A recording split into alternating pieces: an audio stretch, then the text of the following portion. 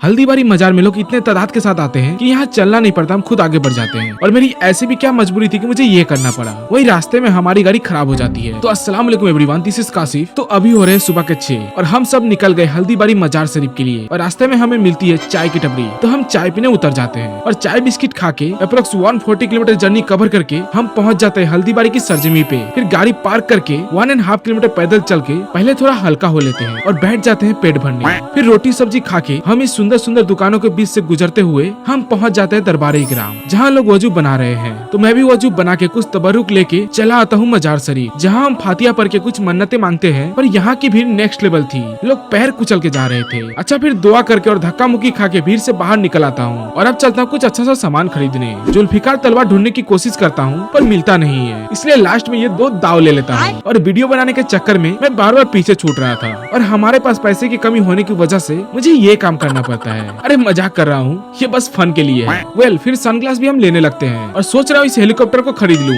जिससे मैं इसको उड़ा के पायलट कहलाऊंगा। और प्रेजेंट है कुछ चीजें जिसे देख के बचपन की याद आने लगती है। वो भी क्या दिन थे जब ये सब खरीदने के लिए हम बेचैन हुआ करते थे। और यहाँ हो रही है सांप का खेल, जहाँ पता नहीं क्या एक फर्जी सांप लेके रोला डाल रखा है और देश के बेरोजगार लोग वही देख रहे हैं, मैं भी। और इतने धूप में घूम घूम के बॉडी डिहाइड्रेट हो रही थी, इसलिए हम इधर आ जाते हैं राहत का नींद लेने। बाकी भेड़ बकरियों की तरह आराम कर रहे हैं वो अलग बात है। फिर उतने में एक भाई आता है प्रिस्क्रिप्शन लेके, जिसको थोड़ी पैसे की जरूरत थी। कुछ मेजर प्रॉब्लम है उनकी अम्मी को, तो इलाज की जरूरत है, इसलिए हमसे जितना हो सकता है हमने दिया। फिर बाद में पता चलता है ये लोग हमारे उधर के ही है, हाथीपोता साइड के। अच्छा, फिर यहाँ से उठ के चला आता हूँ मस्जिद की तरफ और हमें मिलते हैं शाहिद भाई, जो थोड़ा कैमरा साई है। और फिर शुरू हो जाती है दुआ। और दुआ की ये खूबसूरती है कि यहाँ लोग हजारों की जमात में एक साथ दुआ मांगते हैं, जो देखने में काफी अच्छी लगती है। और दुआ खत्म होते ही हम स्पीड में निकलने लगते हैं घर के लिए, क्योंकि यहाँ इतना रस था कि आराम से निकालने में, फिर गाड़ी निकालने में 2 घंटा लग जाता, इसलिए भागा भागा निकल जाते हैं। और भागने का बेनिफिट ये होता है कि हमें कोई ट्रैफिक फेस नहीं करना पड़ता है। और अभी हम हैं बांग्लादेश बॉर्डर के किनारे, जहाँ से बांग्लादेश एकदम क्लियर दिख रहा है। और मन तो कर रहा है कि उधर जाके एक लुंगी खरीद लाऊं, पर शेख हसीना लगता नहीं कि वहाँ से लुंगी लाने देगी। फिर रास्ते में हम रुक गए गैरेज में, क्योंकि हमारी अपर हेडलाइट नहीं जल रही थी, इसलिए ये सब दिखवा के और ये सब तामझाम खत्म करके हम पहुँच गए पुंडीबारी, इस भैया के सारू भाई के यहाँ, जहाँ हम नाश्ता कर ही रहे थे। तो हमें ये सुनने को मिलता है,